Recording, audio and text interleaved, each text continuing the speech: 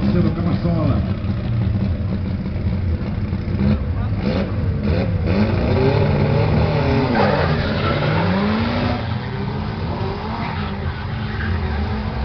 Pista lá do esquerdo, pagando largo, queima a largada.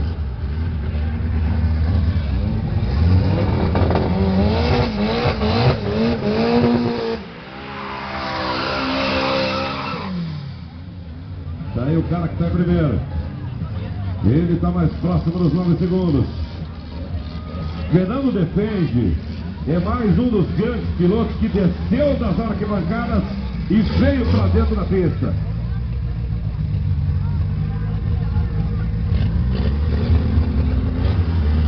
Esse menino aí também é muito bom, viu?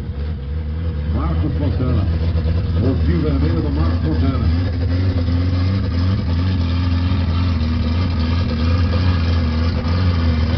Olha aqui no Marcos. Passa filmando lá dentro do carro do defende.